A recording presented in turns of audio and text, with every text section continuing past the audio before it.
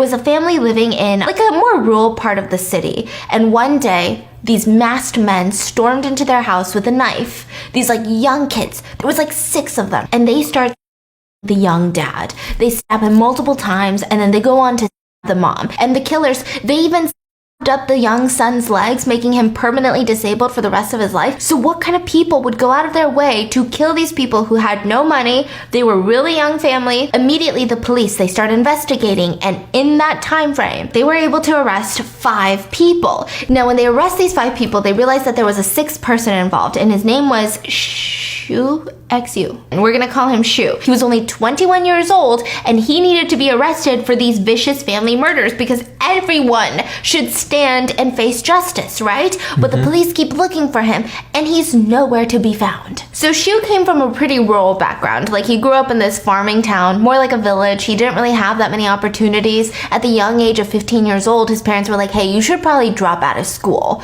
and go work at a factory because we need money. So he ends up working at a factory, and he just doesn't like it. He doesn't like this small town vibes. He doesn't like the village. He doesn't like where he's working, and all of his friends start talking. Did you know one of our friends went to the big city the other day?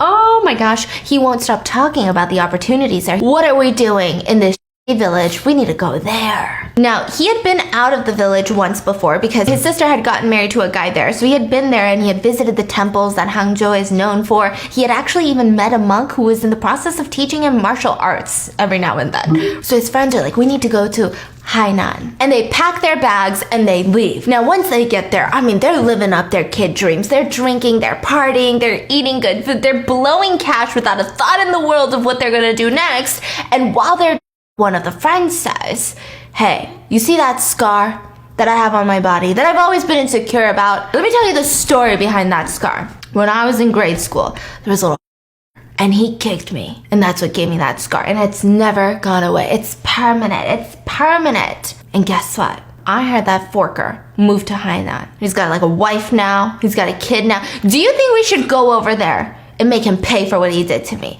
So all the guys are like, yeah, let's make him pay. They're all so right? They somehow track his old bully down to his home address. They show up with knives, and they start the high school bully, like the middle school bully. They start the wife because there's no such thing as a witness. Then they start trying to kill the kid, but I don't know if they had known that they didn't kill the kid, or if maybe they really just wanted to hurt the kid. But after killing the parents, they leave, and they start sobering up, and they start realizing, what did we just do? Now, it's said that Soo was the more remorseful of the group, which honestly doesn't matter at all. They started panicking. What do we do? What do we do? They decided that they were going to spend the night at the local river, and they were going to split up as they sleep, because I mean, it's so much easier to catch 6 of them than it is 1 of them, right? So they split up. They're just hiding in the woods. They start talking about, okay, tomorrow morning we're going to get on a bus. We're going to try to leave China. That's the only way. As they're loading onto the bus, one of them was arrested by a police officer. Well, like 5 of them were arrested by a police officer,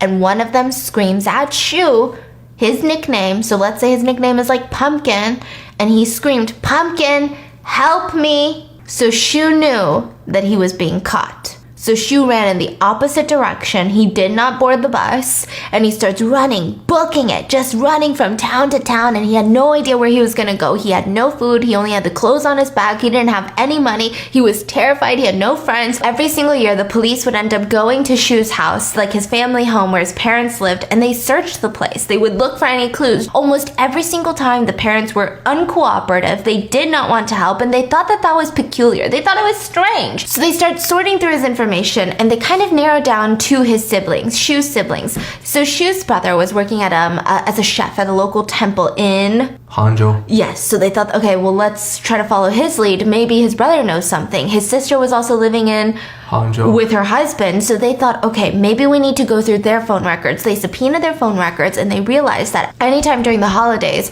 or these people's birthdays, like the brother's birthday, the sister's birthday, there would be a phone call made by a random number, and it would last like at max 2 minutes. But the fact that it would happen during major holidays like Christmas, you know, all of these Chinese New Year, also their specific birthdays, they just thought it was a little bit weird. So they traced down that phone number, and it belonged to a monk by the name of Master Wei Di. So they're like, okay, this is not who we're looking for. I mean, maybe they're Buddhist. They pull up photos of Master Wei Di and they compare it to Soo. Now, mind you, it's been 20 years. And they start looking at, are they the same people? Are they similar? Do they have maybe similar bone structures? And all of the detectives agreed, yeah, that doesn't look like Soo. So they're like, okay, maybe it's not Master Wei Di, but how can you really tell after 20 years? What's Master Wei Di's legal name? So they look it up in their records and they find that his name is Luo Mingsheng. So it's definitely not Soo. It's a completely different person who has like a birth certificate. So they look at it and they realize that the father lives in Guangdong. They're like, okay, let's go track down the dad. So they go just to scratch this itch that they have. They knock on the dad's door and they say, hey, we're police from this city and we want to talk to you very briefly about your son. My son?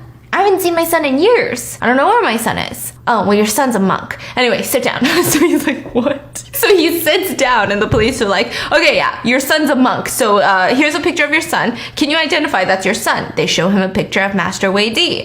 And he kind of hesitates for a second. I mean, this is really weird because it's not like he is failing to remember it. He's kind of like looking around like, why do you guys need to know? So weird. It's a yes or no question, dude. Is that your son? So they tell him, if you lie to us, we're gonna throw you in jail. I mean, this is illegal. So he fesses up and he says, that's not my son. Well, if that's not your son, why didn't you say so? Why would you even feel inclined to lie for someone? So he says, it all started with this woman. This woman came forward and said that this guy he had just had a troubled background. He didn't have a good childhood and he wanted to be a monk. But when you try to apply to be a monk at one of these higher temples, you have to have a background check. Like they check into your legal background. I mean, they want to know who you are before you get into their training, before you're really accepted into their arms. And he needs someone with a clean record. I mean, this guy's a good guy. I've known him for so long. He is so helpful. He's just a kind person.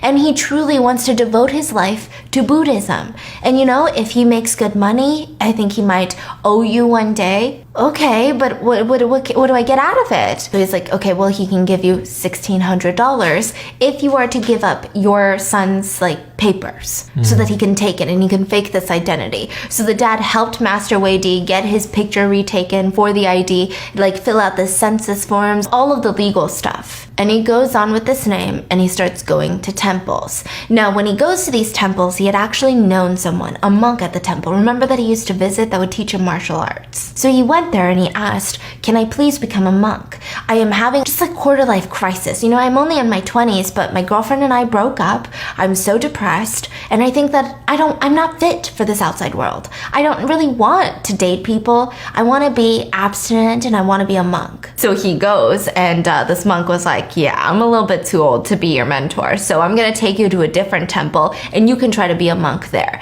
So he introduces him to the best temple in that area and they accept him as a monk in training. And at first they didn't really accept him as a student, but more so just giving him shelter. They didn't shave his head. They just gave him a room to stay and a bunch of chores for him to do. He was just working for free for shelter and for food. So slowly he gets, accepted into the monk training. He starts learning about their values, their ways, and eventually they have a ceremony where they shave his head. Now this is a huge step. That means he's really been accepted. He also does a ceremony and he takes the promise of abstinence. Now that one in particular, a lot of people made fun of him because it said that he bawled his eyes out like a baby. He was sobbing. And later when a master had asked him, why were you sobbing? I mean, was it that big of something to give up?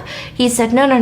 I just felt like all of my sins had disappeared in that moment. So he's saying in his mind, he believed that when he promised abstinence, that meant all of his sins had vanished and he didn't have to think about the murders again. But after he took that vow, he still started having nightmares about the murders. He was haunted by them. So he started getting really stressed out by this and he thought, well, what can I do to get rid of this? He starts traveling from town to figure out, okay, maybe if I go here and I do this, or I do this really nice deed, maybe if I help this old lady, I will get atonement for my sins. So he goes from all of these different cities, all of these different temples. He learns calligraphy. He learns all of these. He learned a very special technique that a lot of Buddhists used to sing.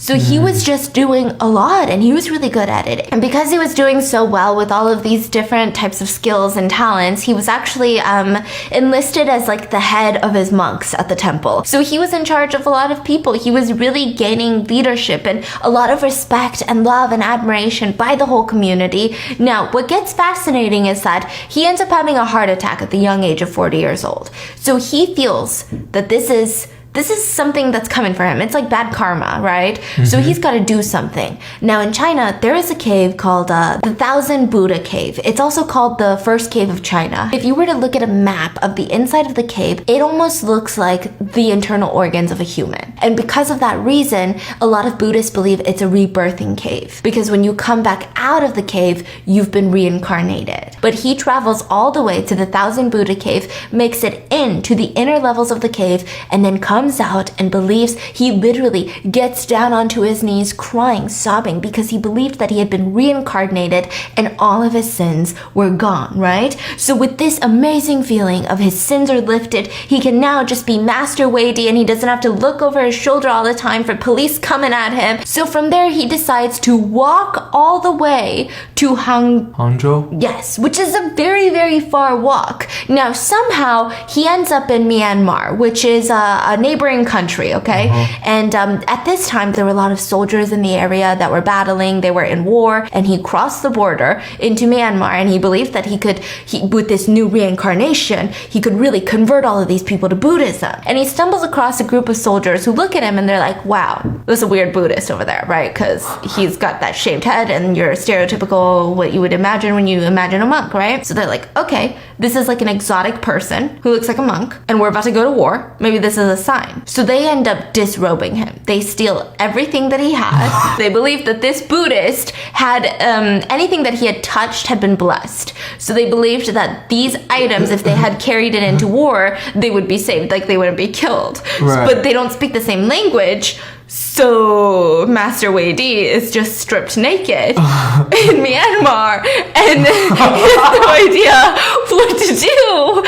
And they just tell him, they point to China, okay, they point in the direction of the Chinese border, and they just tell him, run. Now, I think somewhere along the way, a temple had helped him, and he had gained clothes again. So from there, every single day, he would continue on his walk back to the main temple in that city. So he felt like, this is bad karma. That means I still haven't been, forgiven of my sins of murdering a couple. So slowly he makes it back to the temple, and he applies to work at his temple again. And they say, okay, not only do we want you to live here and reside with us, but we want to send you to college for civil engineering. So he goes to college and he aces all of his exams. When he gets back, he is like the head of engineering at this temple. And it was around this time that he was arrested for the murders of the family. Dang. But that is the story of Master Wei Di, the monk killer. They also said that when he was arrested, he was really calm. So every region in China has a different dialect or a different accent, right? The police go into the temple to arrest him, and it said that he knew immediately why they were there, because they had his hometown accent. So he let them in knowing that he was gonna get arrested, and I'll see you guys tomorrow. Bye.